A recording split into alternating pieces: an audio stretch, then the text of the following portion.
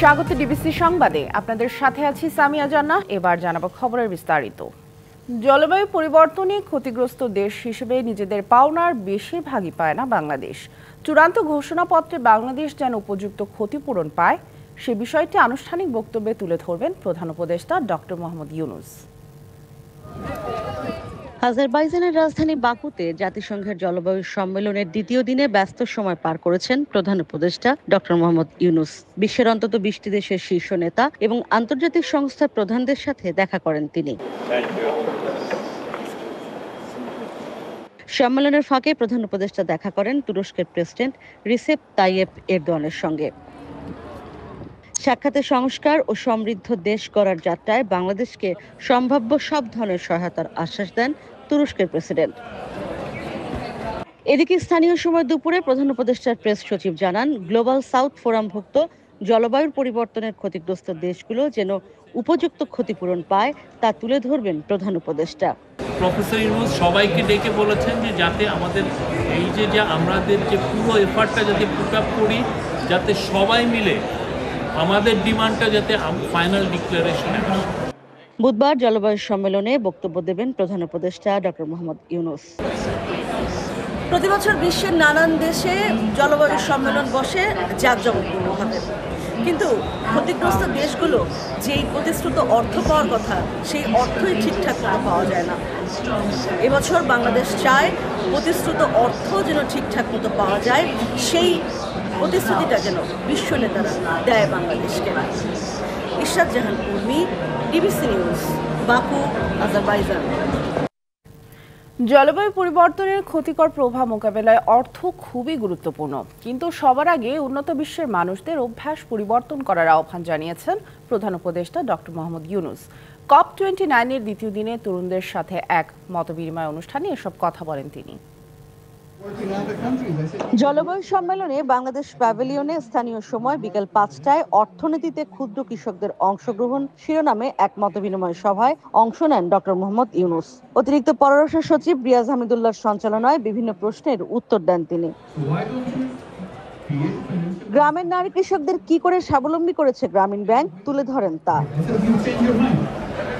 প্রধান উপদেষ্টা বলেন, জলবায়ু পরিবর্তনের ফলে কৃষি ক্ষতিগ্রস্ত হচ্ছে, নারী কৃষক বৃদ্ধি পেলেও তারাও হুমকির মুখে। ক্ষুদ্র কৃষকদের সুবিধা বৃদ্ধি করতে গ্রামীণ ব্যাংকের মতো সেবা চালু করার কথা বলেন তিনি। জলবায়ু পরিবর্তনে ক্ষতিগ্রস্ত হচ্ছে কৃষি। বর্তমান সময়ে নারী কৃষক বৃদ্ধি পেলেও তারাও রয়েছে চ্যালেঞ্জের মুখে। এমন অবস্থায় কৃষকদের জন্য গ্রামীণ ব্যাংক সেবা চালু হলে সবাই উপকৃত হতে পারে। প্রধান উপদেষ্টা কার্বন নিঃসরণ কমানোর কথা বলেন। উন্নত বিশ্ব কার্বন নিঃসরণ কমালে জলবায়ু পরিবর্তনের ঝুঁকি কমে আসবে, তাই সবাইকে একযোগে কাজ করতে হবে। তরুণরাই পুরো পৃথিবীতে পরিবর্তনের নেতৃত্ব দিচ্ছে জানিয়ে তিনি আশা করেন, জলবায়ু পরিবর্তনের অভিঘাত থেকেও দেশকে বাঁচাতে এগিয়ে আসবে তরুণরাই। পরে তার পররাষ্ট্র বিষয়ক উপদেষ্টা লুৎফে সিদ্দিকী জানান, সারাদিনে বিভিন্ন উচ্চ পর্যায়ের বৈঠকে পরিবেশ রক্ষায় মিটিগেশন ও অভিযোজনের গুরুত্ব তুলে ধরেছেন doctor Mohammad Yunus. Ishrat Jahan Urmi, DBC news, Baku, Azerbaijan. স্বল্প মধ্যমায়ের দেশগুলোর জন্য জলবায়ু অর্থায়ন বছরে $120 বিলিয়ন উন্নীত করার প্রতিশ্রুতি দিল বহুজাতিক ব্যাংকগুলো। জলবায়ু সম্মেলনের দ্বিতীয় দিনে এ প্রতিশ্রুতি দেওয়া হয়, যদিও এর সহায়তা প্রয়োজনের তুলনায় অপ্রতুল। এর আগে জলবায়ু তহবিলে পুরো বিশ্বকে অর্থায়ন করতে হবে, নইলে মানবজাতিকে চরম মূল্য দিতে হবে বলে সতর্ক করেন জাতিসংঘ মহাসচিব। পাশাপাশি কার্বন মার্কেট পরিচালনার কাঠামোগত পদ্ধতি নিয়েও একমত হন বিশ্ব নেতারা। ইতিহাসের উষ্ণতম বছর হওয়ার পথে 2024। বিজ্ঞানীরা বলছেন, ধারণার চেয়েও দ্রুত গতিতে বাড়ছে বৈশ্বিক উষ্ণতা। তাদের আশঙ্কা, এরই মধ্যে বৈশ্বিক তাপমাত্রা বৃদ্ধি 1.5 ডিগ্রি সেলসিয়াসে সীমিত করার লক্ষ্যমাত্রা অতিক্রম করেছে পৃথিবী। এমন প্রেক্ষাপটে আজারবাইজানের বাকুতে জলবায়ু সম্মেলনে একত্রিত হয়েছেন বিশ্ব নেতারা। সম্মেলনের দ্বিতীয় দিনে স্বল্প ও মধ্যমার দেশগুলোর জন্য জলবায়ু অর্থায়ন বছরে $120 বিলিয়ন উন্নীত করার প্রতিশ্রুতি দেয় বহুজাতিক ব্যাংকগুলো, যদিও প্রয়োজনের চেয়ে প্রতিশ্রুত এই অর্থ অপ্রতুল। 2030 সাল নাগাদ জলবায়ু পরিবর্তনের প্রভাব মোকাবেলায় বছরে ওই দেশগুলোর প্রয়োজন হবে $2 ট্রিলিয়ন বেশি। তহবিলের অর্থায়ন বৃদ্ধির আহ্বান জানান জাতিসংঘ মহাসচিবও। বৈশ্বিক তাপমাত্রা বৃদ্ধি 1.5 ডিগ্রি সেলসিয়াসে সীমিত করার সময় ফুরিয়ে আসছে বলে সম্মেলনের প্রথম দিনই সতর্কবার্তা দেন আন্তোনিও গুতেরেস। যদিও গুতেরেসের সতর্কবার্তা শুনতে জলবায়ু সম্মেলনে উপস্থিত ছিলেন না অনেক বিশ্ব নেতাই। In our global economy, supply chain shocks raise costs everywhere. এছাড়া জলবায়ু সম্মেলনের প্রথম দিনে বৈশ্বিক কার্বন মার্কেটের একটি কাঠামো গঠনে আনুষ্ঠানিকভাবে সম্মত হয় অংশগ্রহণকারী দেশগুলো। একে যুগান্তকারী অগ্রগতি হিসেবে দেখা হচ্ছে। কার্বন ক্রেডিটের মান নির্ধারণের পক্ষে বিশ্ব নেতাদের সমর্থনের মাধ্যমে জাতিসংঘ সমর্থিত একটি কার্বন মার্কেট গঠনের পথ উন্মুক্ত হলো। কার্বন ক্রেডিটের মাধ্যমে কার্বন নির্গমন কমানোর ক্ষেত্রে অগ্রগতি অর্জন হবে বলে মনে করেন বিশেষজ্ঞরা। সামিয়া জান্নাহ, ডিবিসি নিউজ ডেস্ক। নতুন নীতিমালায় লাইটার জাহাজে পণ্য পরিবহনে খরচ বেড়ে যাওয়ায় সংকটের মুখে আমদানি ও রপ্তানি কার্যক্রম। এর নেতিবাচক প্রভাব পড়ছে ভোগ্যপণ্যের বাজারেও। নতুন নীতিমালার কারণে নৌপথে আমদানি করা পণ্য পরিবহনে বন্ধ হওয়া একচেটিয়া আধিপত্য আবার ফিরে আসবে বলে আশঙ্কা আমদানিকারক ও জাহাজ মালিকদের। চট্টগ্রাম বন্দর থেকে লাইটার জাহাজে পণ্য পরিবহনে 2023 সালে ভেঙে দেওয়া হয়েছিল সিরিয়াল প্রথা। এর ফলে বন্দর দিয়ে আমদানি করা পণ্য দেশের 34টি নৌ রুটে পরিবহনে 20% ব্যয় কমে যায়। গত 15 অক্টোবর নৌ পরিবহন অধিদপ্তর থেকে পণ্য পরিবহন নীতিমালা 2024 প্রণয়ন করায় ব্যয় আবারও বেড়ে যাওয়ার আশঙ্কা করছেন সংশ্লিষ্টরা। লাইটার জাহাজের সিরিয়াল ভুক্তি, বরাদ্দ ও ভাড়া নির্ধারণের একক দায়িত্ব দেওয়া হয়েছে বাংলাদেশ ওয়াটার ট্রান্সপোর্ট কোঅর্ডিনেশন সেলকে। নীতিমালার শর্ত অনুযায়ী বিডব্লিউটিসিসির বরাদ্দ ছাড়া কোনো লাইটার জাহাজ মাদার ভেসেল থেকে পণ্য পরিবহন করতে পারবে না। ভাড়া করা জাহাজ দিয়েও জাহাজে পণ্য পরিবহন করতে পারবে না ব্যবসায়ীরা। এই নীতিমালার বিরোধিতায় আমদানিকারক ও জাহাজ মালিকের একাংশ। তাদের শঙ্কা, পণ্য পরিবহনে খরচ বাড়বে আর তার প্রভাব পড়বে বাজারে পণ্যের দামে।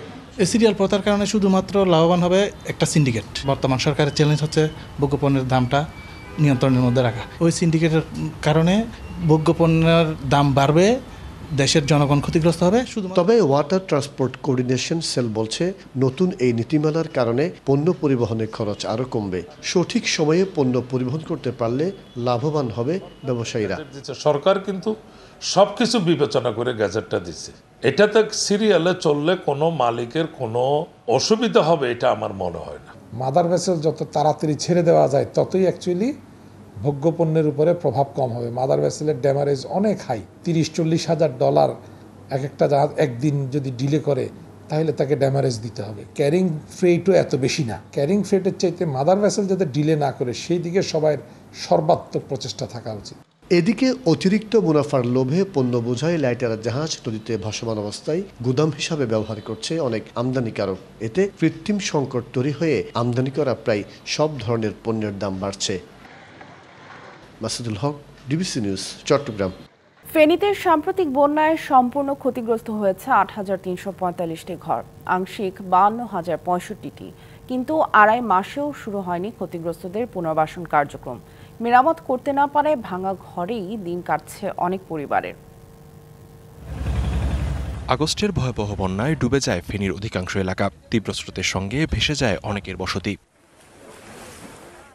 জেলার 6টি উপজেলায় 8,095টি কাঁচা ঘর ও 250টি আধাপাকা ঘর সম্পূর্ণ নষ্ট হয়েছে বন্যায়। আংশিক ক্ষতিগ্রস্ত হয়েছে 53,433টি কাঁচা ঘর এবং 2,632টি আধাপাকা ঘর। পুনর্বাসনে সরকারি তৎপরতা না থাকায় আড়াই মাস পরও দুর্ভোগ কাটেনি ক্ষতিগ্রস্তদের। তার ফলে তলে বাস করতেছি, 5টা বাচ্চা কাচ্চা নিয়ে অনেক কষ্টের মাঝে আছে। কিছু আংশিক যদি ঘর সহযোগিতা পায়, বাকি বেশিরভাগ মানুষ কি পায় না। সবাই আশা দেয় 3 মাস ধরে কোনো দিক কিছু করতে পারতেছি না। 3 মাসের ভিতরে আমাদের কাছে কোনো সরকারি লোক আসে নাই, আমাদেরকে কোনো আশাও পাই নাই। আমরা যে রুজি ইনকাম, এই ইনকাম সোর্সে আমরা ঘর বাড়িটা আমরা করতে পারছি না। আমরা ছেলে মেয়ের লই আমরা বহু কষ্টে আছি। বেসরকারিভাবে যেসব প্রতিষ্ঠান এবং সংগঠন পুনর্বাসন সহায়তায় এগিয়ে এসেছে তাদের কাজগুলো তদারকি করছে প্রশাসন। বরাদ্দ চাওয়া হয়েছে সরকারিভাবেও। খুব শীঘ্রই একদম সম্পূর্ণ ঘর যেগুলো বিধ্বস্ত হয়েছে সেগুলো সরকারিভাবে যে বরাদ্দ সেটা পাবো। পাশাপাশি সরকার ঘরবাড়ি যেগুলো আংশিক ক্ষতিগ্রস্ত হয়েছে তাদের জন্য টিন এবং টাকা বরাদ্দ দেয়, সেটাও খুব শীঘ্রই আসবে। আমরা যোগাযোগও করেছি। আবাসন, কৃষি, মৎস্যসহ বিভিন্ন খাতে ফেনীতে বন্যায় ক্ষয়ক্ষতির পরিমাণ প্রায় ৩,০০০ কোটি টাকা। DBC news desk. গল্প লিখে, গল্প বলে সাধারণ মানুষের মন জয় করেছেন তিনি। টেলিভিশনে নাটক লিখে, নাটক বানিয়ে পেয়েছেন আকাশ ছোঁয়া জনপ্রিয়তা। নিজের মেজাজে চলচ্চিত্র নির্মাণ করে দর্শক হৃদয় মাতিয়েছেন। জীবিত হুমায়ুন আহমেদ ৩ দশক দেশি লেখক হিসেবে রাজত্ব করেছেন সম্রাটের আসনে বসে। আর মৃত্যুর পরও তার পাঠকপ্রিয়তার পারদ একটুও নেমে যায়নি। কাজে ভাবনায় সৃষ্টিশীল হুমায়ুন আহমেদের জন্মদিন আজ। গল্পের জাদুকর হুমায়ুন আহমেদ। গল্প, উপন্যাস, প্রবন্ধ, গীতিকবিতা, টেলিভিশন নাটক, চলচ্চিত্র, অবিনশ্বর সৃষ্টিশীলতার অধিকারী হুমায়ুন যেখানেই হাত দিয়েছেন ফলেছে সোনা। মূলত বাঙালি মধ্যবিত্তের জীবন বাস্তবতার দৃশ্যপট মূর্ত করে তোলা হুমায়ুন আহমেদ একই সাথে লিখে গেছেন আবহমান গ্রামীণ বাংলার কথকথা।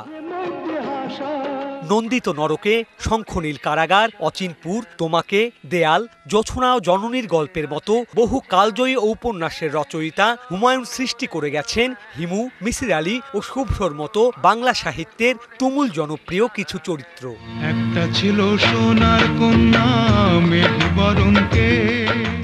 সেই সাথে সৃষ্টি করেছেন আগুনের পরশমণি, শ্রাবণ মেঘের দিন, দুই দুয়ারি, চন্দ্রকথা, শ্যামল ছায়ার মতো বেশ কিছু কালজয়ী চলচ্চিত্র।